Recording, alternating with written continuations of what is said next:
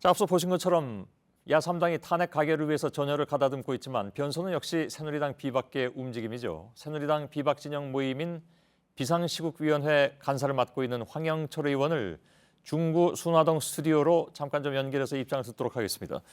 황영철 의원님 나와 계시죠? 안녕하십니까? 예, 안녕하십니까. 황영철입니다. 예. 자, 야3당의 입장은 뭐 익히 아시다시피 퇴진 협상은 안 한다. 빠르면 2일, 안 되면 9일에 예정대로 탄핵안 표결에 들어가겠다고 했습니다. 비박계 입장을 좀 공식적으로 밝혀주시겠습니까? 사실 비박계 입장은 어저께 대통령 담화가 나오기 전까지는 야당의 탄핵 일정에 동참하겠다는 그런 입장이었습니다. 예. 근데 어저께 대통령께서 조기 퇴진 의사를 밝힌 이상 이 대통령의 의사와 관련된 여야 협상을 통해서 퇴진 일정을 마련하고 또 국정을 안정적으로 이끌어갈 수 있는 그런 로드맵을 여야가 협상하라고 일단 요구하고 있습니다. 예. 아울러 대통령께도 분명하게 명확치 않은 대통령의 퇴임 시기를 4월 말로 못 박아서 입장을 좀 밝혀달라 이렇게 요구했습니다. 예. 그 4월 말 얘기가 계속 오늘 나왔는데 그에 대한 네. 청와대 반응은 뭐 아직 받으신 바가 없는 거죠? 예, 없습니다. 예. 왜 4월 말로 사퇴 시한을 정하셨습니까? 가장 중요한 것은 1월 시점으로 했을 때 6개월 정도의 기간이 대선 준비 기간으로서 가장 적절하다고 보고 있고요. 예. 그리고 대통령의 조기 퇴진이라는 입장도 반영할 수 있다고 보고요. 그리고 탄핵에 들어갔을 경우라도 적어도 내년 4월 정도에는 까지는 가야 탄핵 결정이 나온다고 봤을 때 어느 쪽에도 유불리를 따질 수 없는 적절한 시점이라고 보고 있습니다. 예. 그리고 앞서서 정치 원로 선배님들께서도 이런 것들을 다 고려해서 4월 말 정도가 적당하다고 여야 정치 원로 선배님들께서도 말씀하셨기 때문에 이 부분은 정략적으로 해석될 부분도 없고 또 안정적으로 차기 대선 구도를 이끌어갈 수 있다 이렇게 보는 시점인 것입니다. 예. 근데 아무튼 9일까지 그러니까 그 전날이 되겠죠. 8일까지 네. 여야 간의 퇴진과 관련한 협상이 되지 않는다면 네. 비박계가 탄핵에 동의하면서 같이 간다는 것은 맞는 겁니까? 9일부터?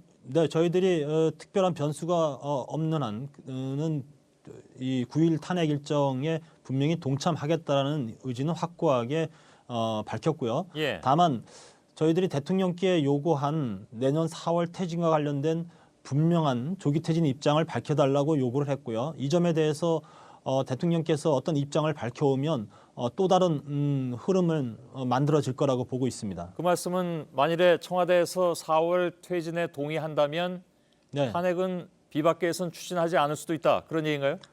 네 그렇습니다. 우상호 더민주 원내대표는 탄핵 이후에 뭡니까 퇴진해도 그러니까 탄핵 결정을 한 이후에 국회에서 네, 네. 그 이후에 퇴진 일정을 정해도 늦지 않다 이렇게 주장하고 있던데요. 적어도 탄핵 일정이 들어갔으면 탄핵에 맞춘 결정에 따라서 모든 것이 진행될 수밖에 없다고 보고 있고요. 예. 그 이후에는 사실상 어떤 협의도 이루어지기 힘들다고 보는 것이 저희들의 생각입니다. 그래서 그런 부분들은 현실적으로 받아들여지기도 어렵고 또 실현되기도 어렵다고 생각을 예. 하고 있고요. 그 이전에 모든 협의들이 진행되고 착수되어지면 적어도 오히려 국민들께서도 이런 질서 있는 퇴진을 요구해 왔고 또 안정적인 내년 대선 구도로 갈 수 있기 때문에 저희들은 오히려 이 방향이 더 바람직하지 않을까 이렇게 보고 있는 겁니다. 예, 아무튼 알겠습니다. 그러면 청와대에서 4월 말 퇴진에 동의한다면 탄핵 추진은 안 한다. 비박계에서는 그렇게 정리해도 된다는 말씀이시죠? 현재로서는 제가 개인적인 입장을 말씀드리고 있는 겁니다만 오늘 아침에 있었던 회의에서 이 4월 퇴진 문제에 대한 대통령의 입장을 표명해 달라는 요구를 했고요. 그런 예. 상태에서 대통령께서 이 입장을 받아들인다면 저희 비상시국위원회는 새로운 방향으로 논의가 흐를 수밖에 없는 상황이다. 예. 이렇게 그런데 말씀드릴 이 문제가 수 있습니다. 있습니다. 야당 쪽에서는 네. 지금 4월 퇴진에 찬성하지 않았습니다. 그러니까 당장 퇴진을 요구하고 있고요. 또 네. 퇴진을 하려면 당장 해라. 아니면 네. 탄핵 들어간다라는 것이 야당의 기본적인 입장 아니겠습니까?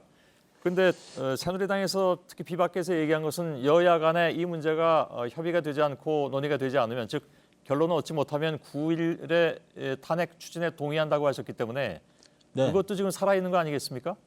예, 그렇습니다. 예, 알겠습니다. 그러면 지금 상황에서는 네, 비박계가 그만큼 중요하다고 했습니다마는 네, 비박계가 그런 입장을 명확하게 가지고 계시다면 네, 사실 지금 이 시간 이후에 가장 중요한 입장은 야당이 될 수도 있는 겁니다. 그러니까 야당이 그 비박계에서 얘기한 그 조건에 논의에 응하지 않고 합의해주지 않으면 비박계는 지금 말씀하신 대로 9일에는 탄핵에 동참을 해야 되는 그런 상황이니까요. 그렇습니다. 그러니까 대통령께서 아무런 이제 응답이 없는 상태라고 한다면 저희들은 9일 탄핵 일정에 동참하겠다는 것이 저희들의 분명한 아니요, 제 입장이고요. 얘기는 그 얘기가 아니고요. 네, 아까 황영철 의원께서 말씀하시기를 네, 야당 쪽에서 네, 이러한 모든 퇴진 논의에 응하지 않고 즉 4월 네. 퇴진 그건 아니다. 야당 쪽에서 네, 퇴진하려면 당장 하든가 아니면 탄핵이다라는 입장을 가지고 협상에 응하면 네, 아직 뭐 협상에 응한다는 얘기도 없지만 네, 그렇게 될 경우에는 달리 다른 또 선택 방법이 아까 없이 네. 9일 탄핵에 동의한다고 하셨기 때문에 네. 그 약속은 즉 지금 아까 공개적으로 하신 말씀은 변함이 없지 않느냐라는 질문이었습니다. 네, 맞습니다. 그건 알겠습니다. 맞습니다. 알겠습니다. 한 가지만 더 질문드리겠는데요. 네, 원래 이른바 원로들이 모여서 4월 퇴진을 얘기할 때는 그 전에 개헌을 해야 된다는 얘기가 있었습니다. 예. 그건 어떻게 받아들이십니까? 원로 선배님들께서도 생각하시는 것이 대한민국의 권력 구조 시스템이 이대로 가서는 안 된다라는 그런 예. 생각에서 이런 권력 구조를 바꾸기 위한 노력이 함께 뒤따라야 된다라는 의지로 말씀하셨다고 보고요. 예. 이 부분에 대해서는 저는 국민들께서도 상당 부분 동의하실 수 있다고 생각합니다. 그래서 그런데요. 네, 그런데 그것이 전제가 될 버릴 경우에 그건 조금 아까 제가 네. 말씀드렸습니다마는 네, 권력구조 개편까지 염두에 둔 개헌을 한다면 네, 거기에 어차피 국민 투표에 의해서 국민들이 투표할 거 아니겠습니까? 알겠습니다. 예, 예. 맞습니다. 근데 거기에 대통령의 퇴진과 그것이 연계해서 패키지로 묶여버리면 네, 예를 들면 어느 국민의 입장에서는 네. 나는 권력구조 개편을 원치 않아. 나는 대통령제가 좋아. 내각제는 네. 문제가 있어. 라고 생각하는 사람들마저 거기에 패키지로 대통령 퇴진이 묶여버릴 경우에 어떻게 해야 됩니까? 적어도 저는 우리나라 국민들이 그렇게 생각하진 않는다고 보고 있습니다.